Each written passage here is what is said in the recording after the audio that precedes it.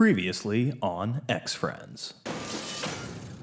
Like some bald guys in Hollywood. You got J.K. Simmons, but I mean, J.K. Simmons, Professor X, he's not going to be a pacifist. No. How would you feel about Stanley Tucci? Wow. Sassy Professor X. Yeah, I mean, why not? I mean, Sure. I could deal. There's I could nothing deal that with says Professor X can't have a personality, you know? It's always so pathetic to me, the idea of an asteroid destroying the planet. Magneto comet, like it's big, but we're up there. We see how big it is. It ain't that huge, you know? Magneto, who, by the way, still has 3 gigantic puncture holes in his right lung from Wolverine. Easy lifting for a wounded 65-year-old. You can manipulate magnetic fields. So does that take like physical exertion?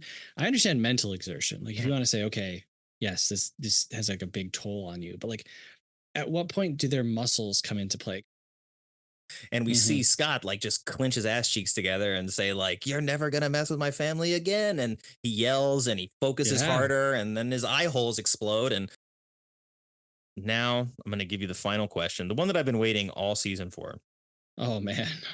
If you were a mutant, what would your superpower be? Not the one that you want. What would it actually be based on who you are? Wow, that's so it would probably be something like, you know, super team building guy. like I would be good at like, you know, pulling people into projects and helping to encourage people. Because I'm not good at much else other than that, you know. So like I'd be like a Professor X type, just without the brain power. Yeah, okay. I could see that. You know, Yeah. I have 2 that are like equally not helpful. Sure. One is it's not even like a character trait or anything. It's just when we go to like the supermarket or the movies, or if I'm on the freeway, anywhere where I have to pick a line, I pick the wrong one every time.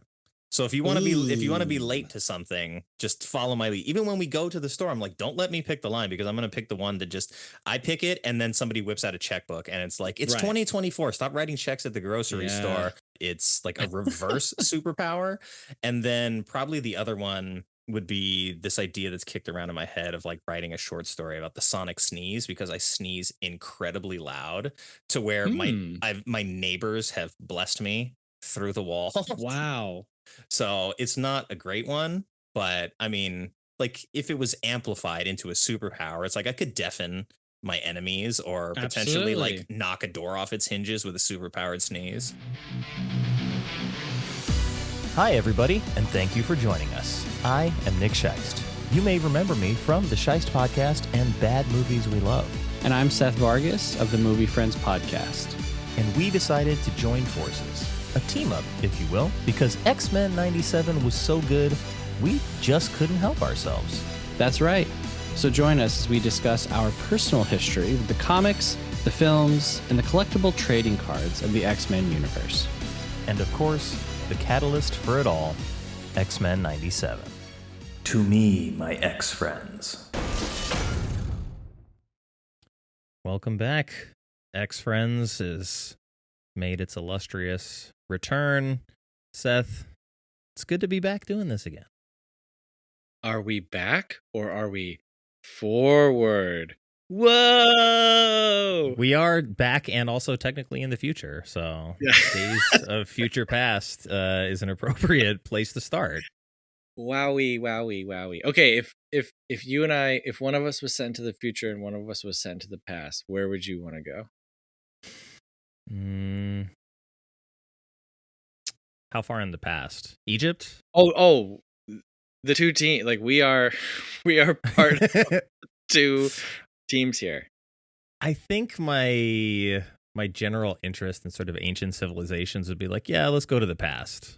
Okay. Definitely seems team in the past has an upper hand on like the imminent danger that they're in. Like they're currently with the danger, Yeah. and the people in the future are just kind of almost dying all the time. So I think I would also opt for the past. Yeah.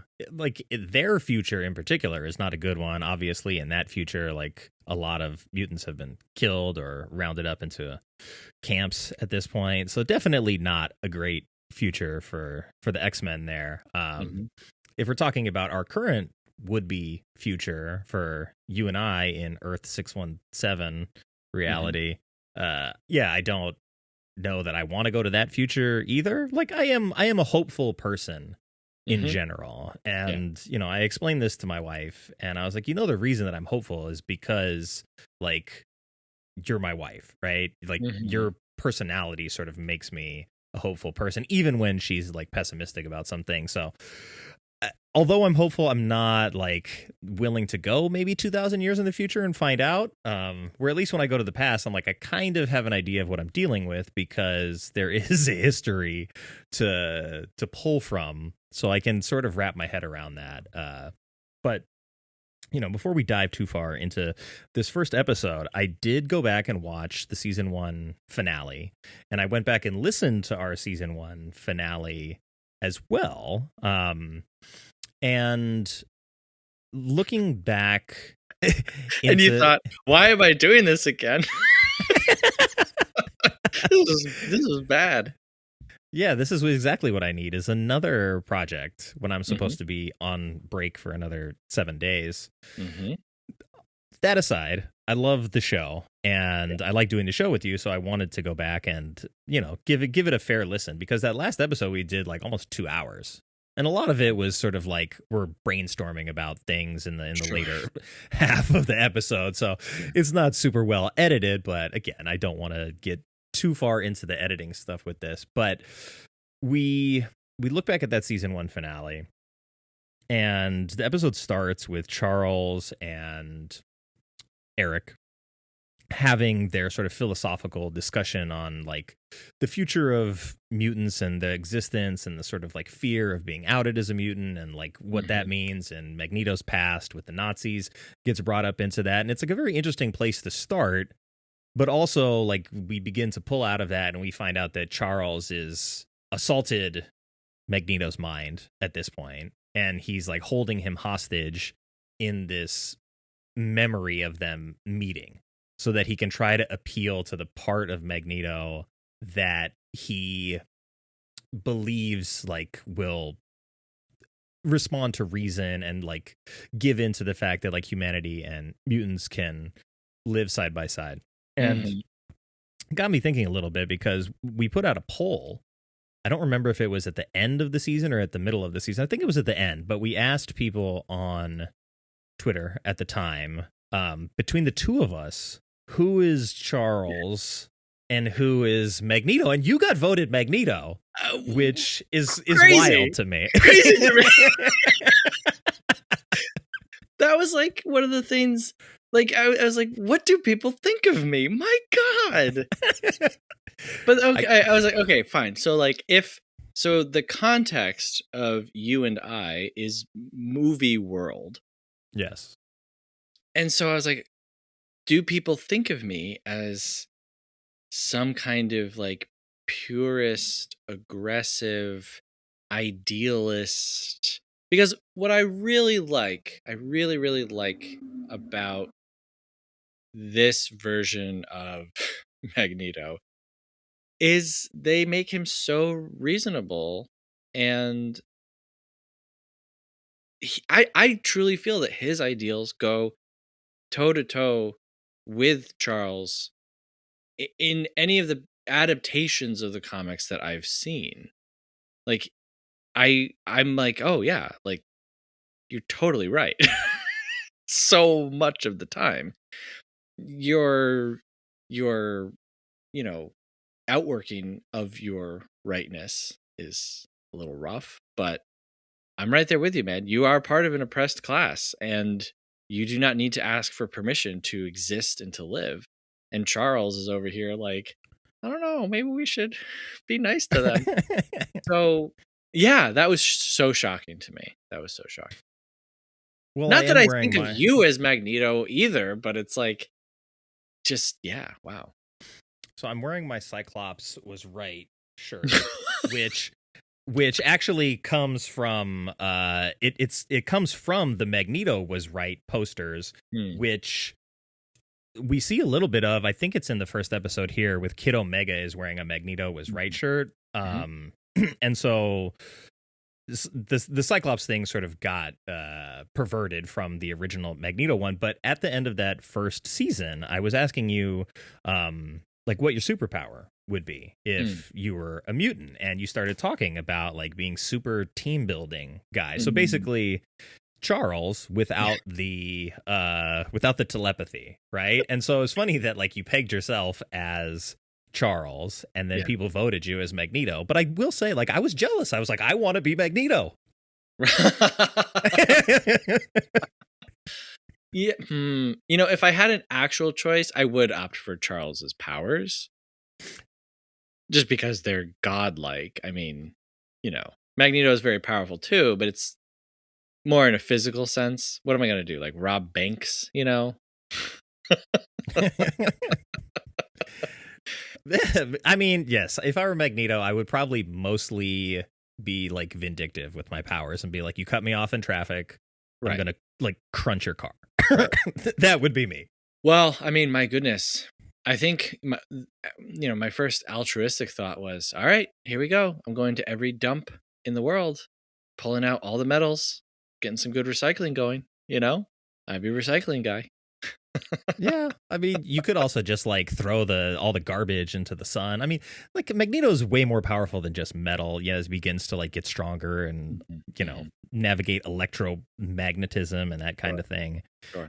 So it begins to go like beyond Earth-born powers, right? Yeah. But I did find it like interesting that's where that season ended. Like that's the conversation we have. That's the way that the vote went. And then where we pick up in season 1 with the team in the past is really like we're at the sort of core of the X-Men again, where Magneto and Charles, their essentially lifelong debate in their friendship is about this specific issue. And now this issue is being applied to like the baby apocalypse, not the baby, but like a young, not quite apocalypse yet apocalypse, where Magneto is very pro mutant and like we can sway this guy to do the things that we want, like Charles imagine, right? And Charles is like, we've seen what this guy can do. What are you talking about? Why are you helping him? And so there's like, it's very interesting because it's like Magneto's pro-mutant stance has now put him in the position of like, hey, this guy's a genocidal maniac, but like I see the good in him. And Charles, who's typically the I see the good in you person, is like, he's a genocidal maniac. Right. It is a fun kind of predicament to put them into because of where we end, in the last season. And now it's like, okay, now put this into practice. Like, okay, now here you go. Let's test your theories and let's test your philosophies and let's also test your friendship right here with like literally the stakes of all stakes. This is not going back in time and killing baby Hitler. This is like, space Hitler times 20. So what I don't like about it is that Eric, it's not like Apocalypse brings in a golden age for mutants. Like he's a bad guy across the board. So he is like, oh, but if we can utilize his power by influencing him for a day and then going back to our time and hoping he does right for 5,000 years, that seems below Eric's intellect. But also, you have to have a conflict for the show to exist. So, okay. Yeah, nothing could possibly go wrong in 5,000 years. Right. Oh my God. Yeah. Apocalypse sleeps a bunch of the time anyway, he's just regenerating. So heading into this season was interesting because, like, obviously we planned it. Obviously, timeliness is not our mutant superpower because we are behind again, but not as far behind. I will say we have improved by many months at this point. Yeah. And I went to the release party for the show at a bar out here in Hollywood with some of the cast, including Guy Agostini, who plays Sunspot, and Lorenzanne, I think is her name, who plays Rogue, and Larry Houston also was there, who was the director of season 1, is an executive producer, and I think a director on a few episodes of this season as well. So it was a very cool, like, X-Men centric party. It was the first 3 episodes that premiered on that night. There was a big long line out front, and I was like, I'm going by myself. I generally don't go to sort of like social events by myself like that. I've been better about it lately, trying to like do that more often. It was a very cool space to be in because the cast had only seen the first 2 episodes because they had done a screening at the Disney lot for the cast and crew. And so the first 2 episodes they had seen, but the third one was still going to be new to everybody in the building. And so that was a cool place to hang out and to watch it and to feel like the energy of the crowd and to like get the reactions in the room during the key moments in some of these episodes. So we're going to start, of course, with season 2, episode 1, Days of Future Past. And granted, this is like probably a nitpicky, stupid thing, but I am curious, how did they get their costume change in the future? Because they're wearing a very specific era of costumes where I'm like, in the first season, they like made a point that they're going back to their 80s attire when they needed to. And then in the future, they just had like extra wardrobes. And I was like, it's cool. I want to see those outfits, but like they made time for a costume change. I mean, in the future, perhaps there's a museum to the X-Men and they just happen to have some of possible. their, you know what I mean? Why not? Why not? I thought you were going to say the whole title because I sat down today and I was like, Days of Future Past. I've heard that for most of my life, right? And I thought about it and I was like, that doesn't mean anything. Like, It's does that just mean time today? travel. Like, it's today, but it's the future the today, and also the future's past today. past. Or is it that futures have passed? No, because it's Rolls not off the spelled tongue. that way. So it's just today. So Days of Future Past means nothing, but it sounds cool. Sounds very cool.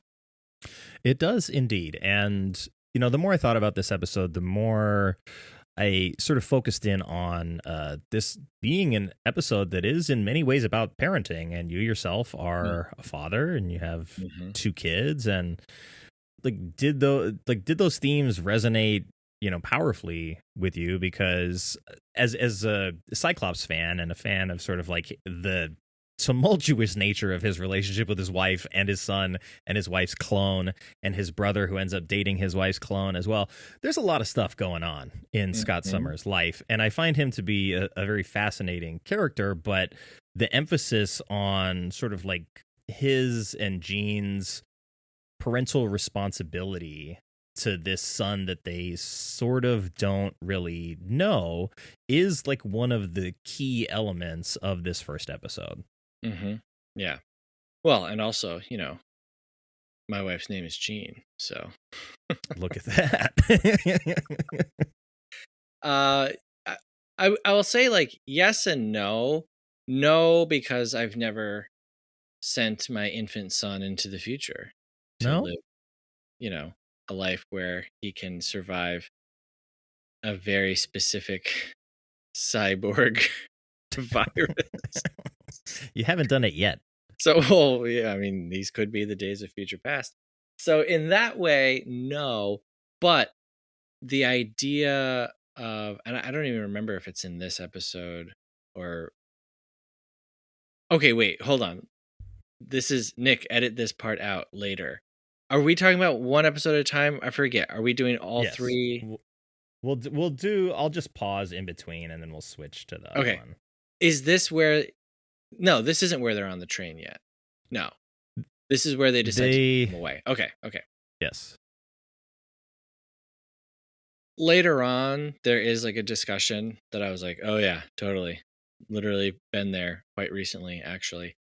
The idea that they are willing to risk everything to be honest with him, I was like, okay, I kind of understand that, but also you did meet him later on down the road and it's okay. So don't mess that up.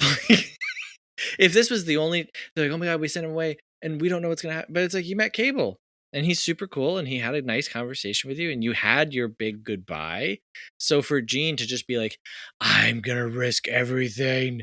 I was like, yeah, I don't know. I don't know about that.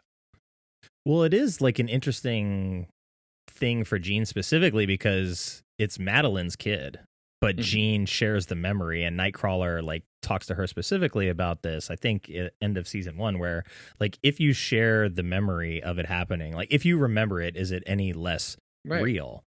And so I think like Jean being a mom, but not like having birthed Nathan, struggles a little bit with that of like she feels like she wants a deeper connection with him than she's been able to have to that point. And you know, when they have their goodbye and you get that line about Cable saying like, you know, the legends about my parents didn't do them justice, and then we get to see them all fighting together, it's like we really get to see like, hey, the Summers family itself could be like their own X-Men squad.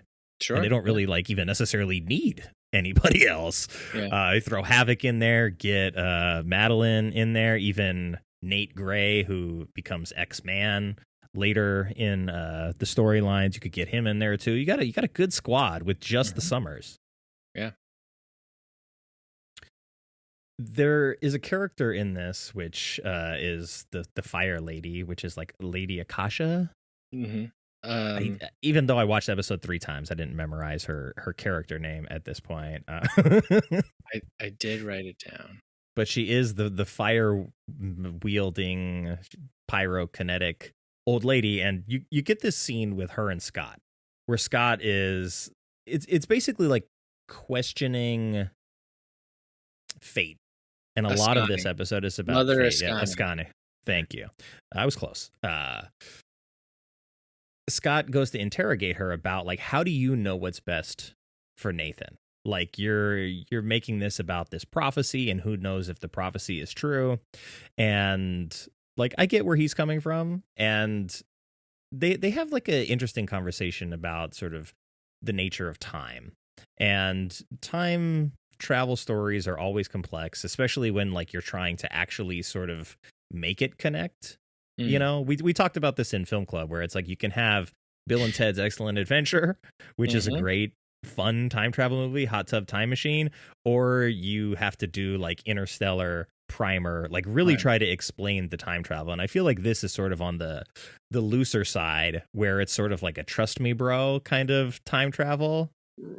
Yes, and then, you know, a little bit later a new idea is kind of introduced that Charles experiences, and so there is a lot of like, hey, maybe there are forces at play that are a lot larger than what we've revealed, so just calm down.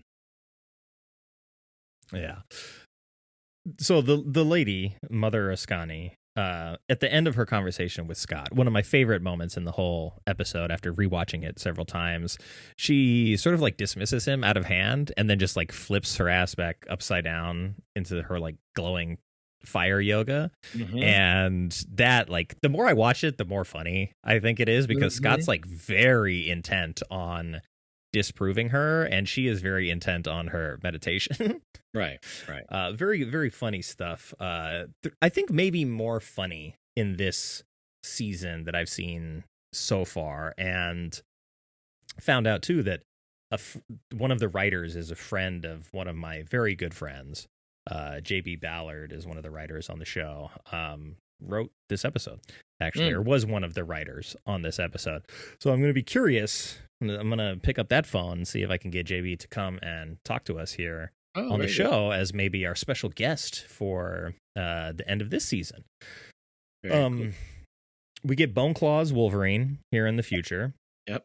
We see him getting frustrated with breaking his bone claws a little bit. But I do love that even with the bone claws, Wolverine, like, he puts exclamations on his thoughts, or at least his statements, by popping out the claws every time. It's a very specific character trait. When he's talking about at the end of season 1, where he's talking about like having to kill Magneto, he's like, this only ends one way. Stink. You know, or snicked, I believe, is the comic writing. So I don't know if the bone claws make the same sound, or if it's more organic sounding, like a twig. It'd be more like a gooey Cronenberg, like. Sorry to anyone listening with headphones. That was disgusting. But. Yeah, for the ASMR crowd out there, sorry about that. But I do like that we've managed to sort of keep Wolverine as more of a background character and focus on some of these other characters. You know, Wolverine had his 10 movies, or however many movies it was. It was a lot, right? It was the first X trilogy, the second X trilogy, the Wolverine trilogy as well, then Logan, then Deadpool and Wolverine, which you and I talked about, and we're on, you know, somewhat opposite sides of the fence for that one. But yeah, there's been a lot of Wolverine in our lives for the last 2 decades-ish, because the first X-Men was 2000, right? Yep. Hugh Jackman's been Wolverining for 26 years. 26 years. So there's no end in sight, possibly. I mean, when you don't age like a normal person, you got that healing factor. You just keep coming back. But it is nice to see that he sort of has his place within the X team, and is not constantly the focal point. I think where the show is in episode 1, we see a lot of focus on Cyclops. He's the leader, as we should. A lot of focus on Storm, which she is another, like, she was I think, blue team or gold team when they separated in the 90s. She was one of the leaders of the X-Men. Very powerful. They're giving her a lot to do. We see her do some like crazy weather witch things. Love it. Where she goes into space, right? Yeah, love it. Or at least into the atmosphere, and commands the sun, the power of the sun. And when she talks to Mother Ascani about it, she tells Storm at the time, like, this other version of you I've seen do these incredible things, so I know that you can do it. And so it takes me back to this notion of fate. And in a time travel story, that's very important. I mean, you look at Terminator, no fate but what we make, right? And so would you make the same decision faced with knowing the outcome if the decision is like still just in your heart, or would you change based on like a prophecy? And that sort of like is, I think, one of the central theses of this particular episode is what you said. Like, Scott and Jean know Cable like survives and continues to fight Apocalypse, and he's cool. I mean, I'm sure he's dealing with tons of trauma, but like, hey, he's alive, right? They're the X-Men. Like, okay. Sorry, you don't get to go Scott outside should and throw know a baseball with, like, you know, when Morph shows up with that baseball, I was like, not the time, like, ever. What do you mean? Read the room, Morph. Yeah, like, please. And they're like, yes, you should go have fun. It's like, actually, no. But anyway.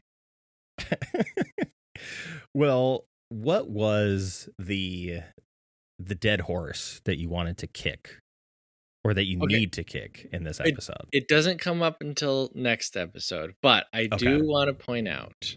Tease it. There is a fantastic thing. Now, as I watched these episodes today,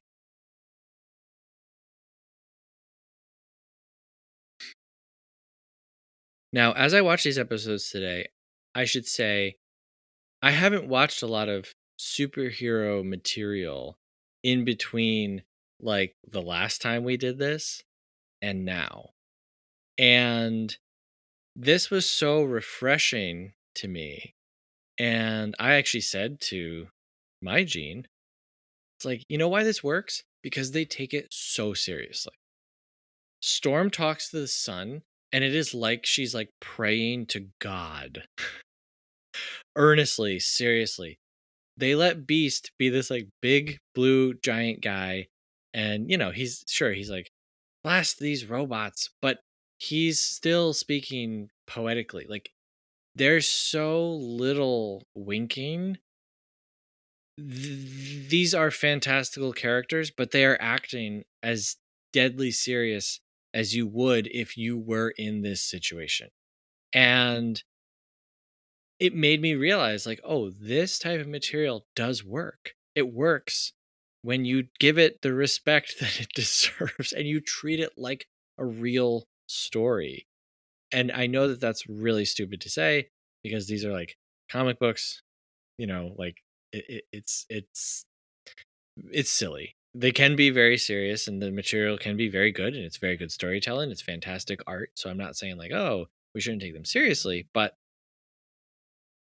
I just think that this is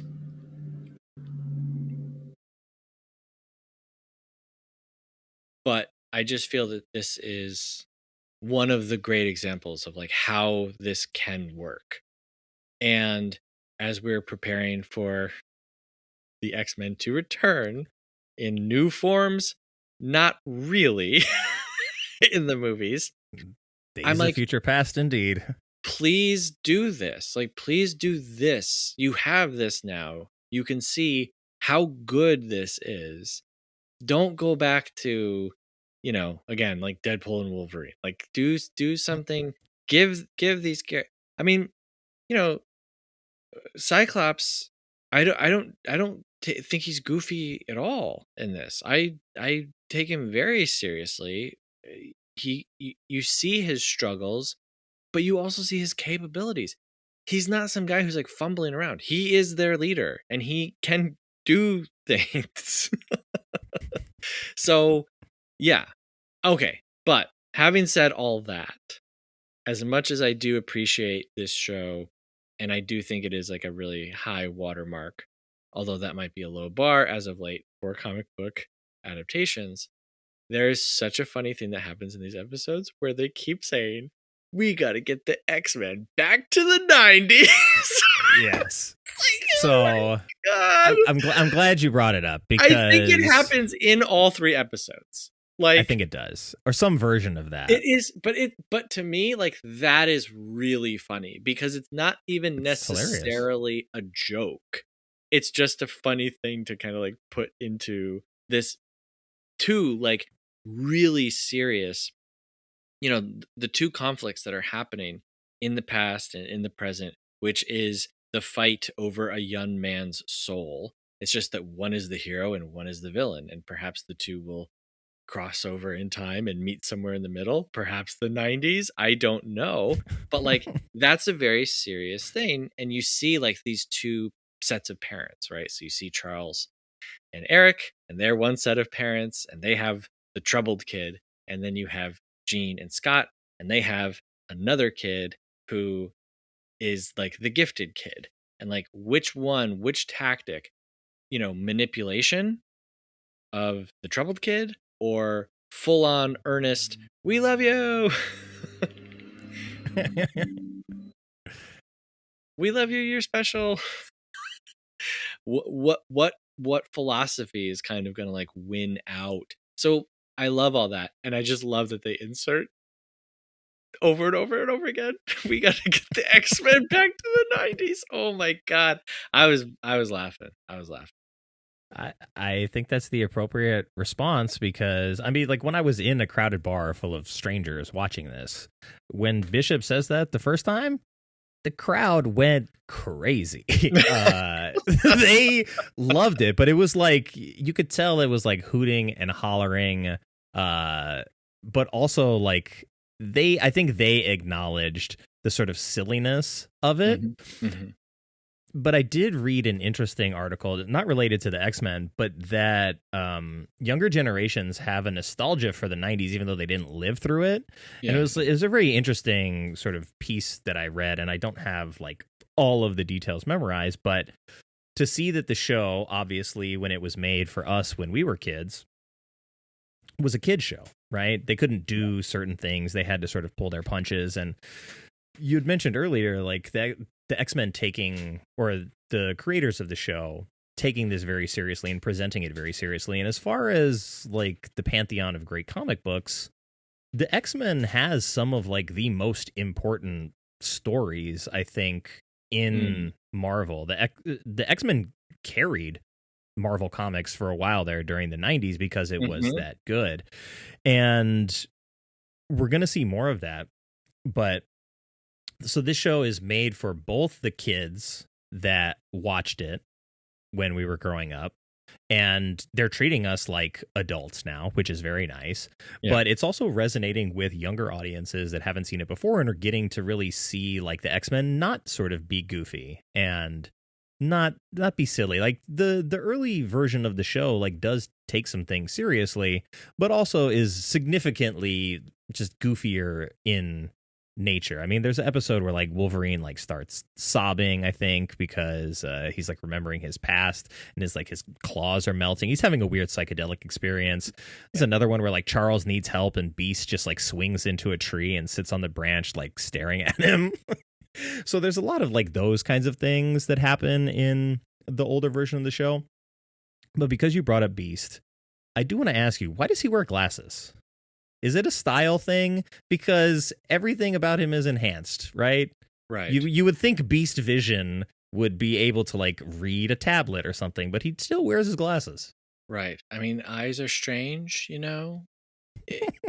Perhaps his eyes are enhanced, but like they're enhanced like an animal's would be, where can an animal read up close? I Like maybe know. Beast can see like super, super far away, but then he's no good up. I don't know. I'm gonna need to read up on Beast's eyesight because Right. Everything else is pretty good for Beast. But we do get the moment too. I think there's a lot of stuff in it for the audience. Like, I don't know if they know, but there's sort of like a communal thing happening, and the X-Men is obviously a team. Yeah.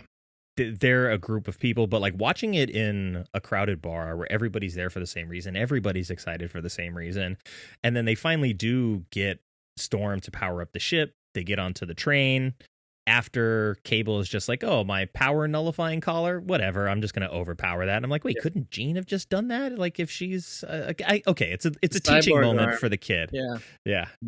Yeah, super cyborg arm. Don't ask too many questions. But they break into the train, and they're confronting the bad guys in this, which are some of the weird horsemen, including like the Civil War drummer. Don't know. Apocalypse obviously got him from. I had no idea who any of these mutants were, and I was just like, "Yep, sure." Yep. I was waiting for like one of them to be just like a Jack in the Box or something. Like, it's like, please make them weirder. Make them weirder. That's what I want. Like, it's like that episode of the Twilight Zone of the toys that are in the bucket, and like they don't know that they're toys in a bucket. Where it's all just like very specific characters. I was like, wow, this is my favorite. Like, Apocalypse really went all out. He's like, nope, I'm only picking like the elite skins. Magic carpet guy, you're coming with me. Yeah, pretty much. Yep. But they're before the fight starts, you get the moment where the bad guys are like, well, who the hell are you? Right? And Scott gets to say, well, in our time, we were called the X-Men. And then the fight starts. But the crowd went nuts. And like, I love that moment in the show because like they have this level of respect, and I think we talked about this in the first season of the show too, seeing like a mature X-Men versus what we saw in the movies, where there was like, okay, some of them are like at a level of maturity, a lot of them are kids in the X-Men of like learning their powers, whether it's like Iceman, Pyro, Shadowcat. A lot of them are young. Colossus is super young. So it's a lot of, there's a couple of veterans and a lot of kids. But in this case, it's like almost all of the X-Men are on the team are like adult veterans that have been in these situations for a long time. So when they show up and they're like, we're going to kick your ass, it's like, oh yeah, they probably are, because the X-Men are legitimate. And one of my biggest takeaways watching like the first three as a bundle was the X-Men, I think, would kick the shit out of the Avengers. Yes, yeah. I think they would easily beat the Avengers, and it's going to be very interesting now that like Doomsday is coming. We're going to get the X-Men. Obviously, like the trailer that we saw is Thor complaining a lot about the new team kind of being, you know, losers. Right. So it will be interesting because you're getting Fantastic Four, you're getting X-Men. We'll see, but it's probably too far away from 97 for X-Men versus Avengers to be done in the show. But man, would that be a fun story to watch. I know the comic wasn't like super well received at the time, but there's some really good stuff in the comic. Yeah, I mean, without a doubt. You know, throwing Thor and the Hulk in there, that's always like, okay, well, not much you can do about them. I mean, Charles should be able to stop the Hulk pretty quickly. Yeah, that's true. You're Bruce Banner. Oh, yeah, you're right. Right.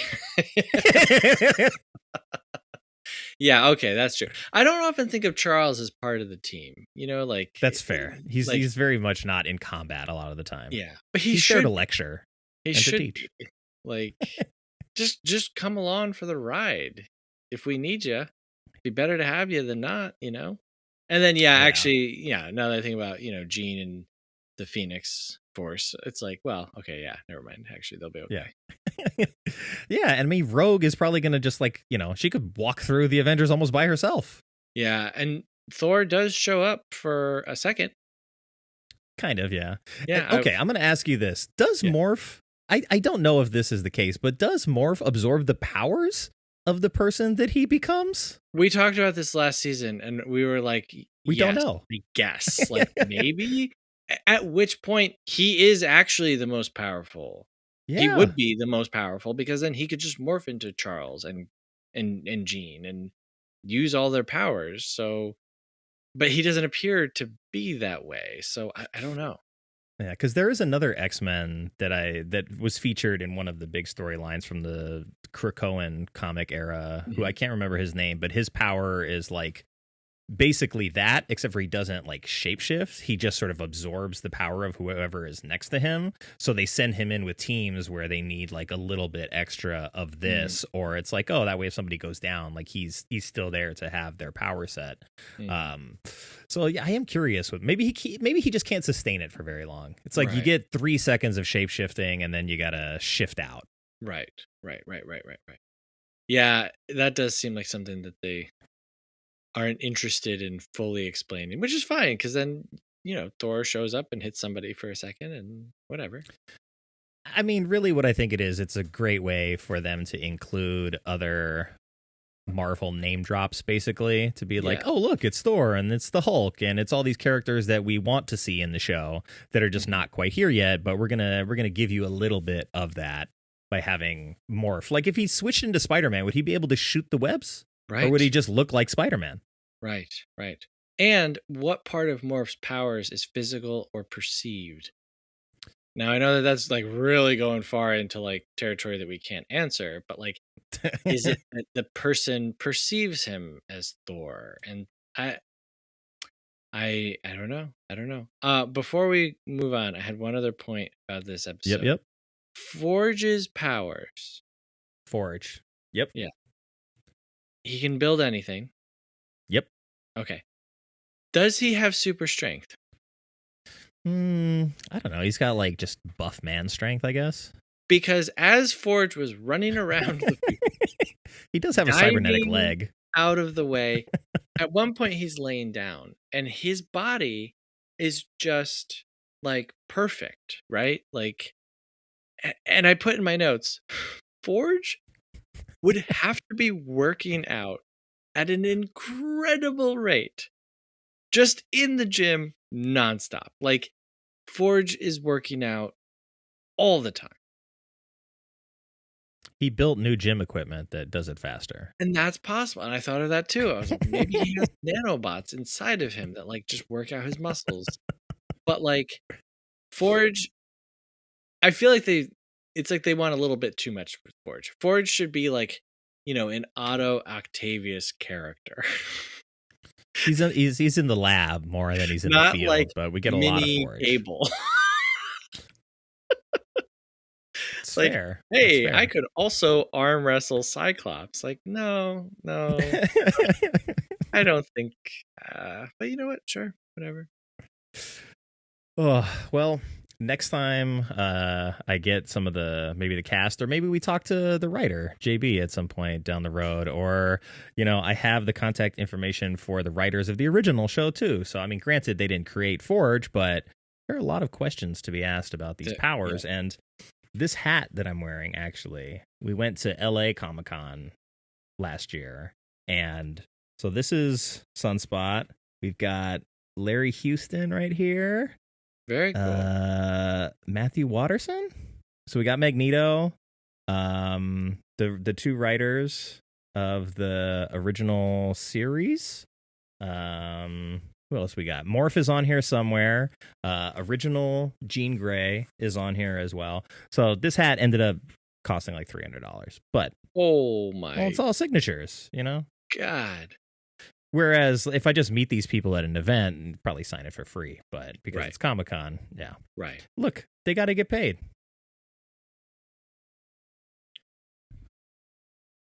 Is that where you're going to break it? I get it. All right, we'll see you for episode 2, A Force to be Reckoned with. Thanks for checking out the show and becoming an X-Friend. Hopefully you'll join us on our journey through X-Men 97 and beyond. X-Friends is a Movie Friends and Bad Movies We Love co-production and part of the Scheist Podcast Network, hosted by Seth Vargas and me, Nick Scheist. You can find all of our contact info and socials in the show notes, and you can email the show directly at xfriends@thescheist.com. That's the letter X -friends at thescheist.com. So until next time, let us do what we do, believe not in a dream or our gifts, but in each other.